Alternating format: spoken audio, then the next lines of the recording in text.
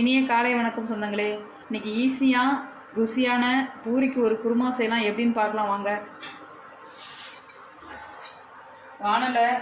வானல் அடுப்பில் வச்சு சூட வச்சுருங்க. ஒரு 2 ஸ்பூன் எண்ணெய் ஊற்றிக்கிங்க. அதில் கொஞ்சம் கடுகு போட்டுக்கோங்க. கடலப்பருப்பு கொஞ்சம் போட்டுக்கோங்க. என்கிட்ட கடலப்பருப்பு இல்லை, அதனால் போடல. கடுகு பொரிஞ்சதும் 1 ஸ்பூன் ஜீரகம், ஒரே ஒரு காஞ்ச மிளகா போட்டுக்கோங்க.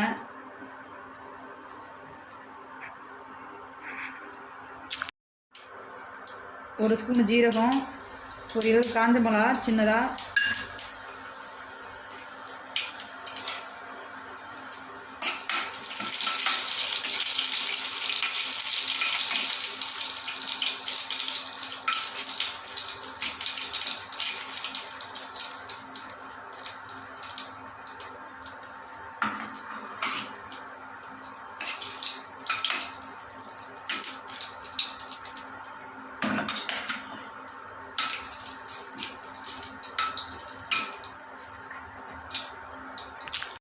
வெங்காயம் பச்சை மிளகா போட்டு வதக்கிக்கலாம். 2 பெரிய வெங்காயம் கட் பண்ணிக்கலாம், போட்டு வதக்கிக்கலாம்.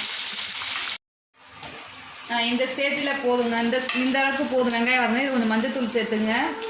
கருவேப்பிலை சேர்த்துருக்கலாம். என்கிட்ட கருவேப்பிலை இல்லை, இதுக்கு வர உருளைக்கிழங்கு சேர்த்துடலாம்.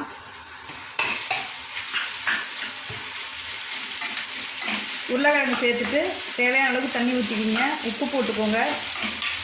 இதுக்கு ஒரு பேஸ்ட்டு ஒன்று ரெடி பண்ணிவிட்டு காமிக்கிறேன்.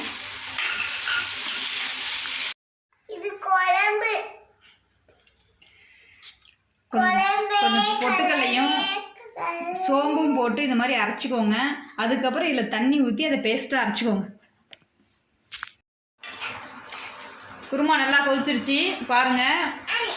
இப்போ வந்து அரைச்சி வச்சுருக்கிறது அரைச்சாச்சு. இதில் 2 ஸ்பூனு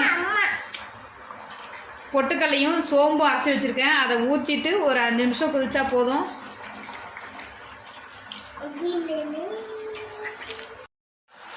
பூரியும் குருமாவும் ரெடி ஆகிடுச்சு. வாங்க நண்பர்களே, சாப்பிட்லாம்.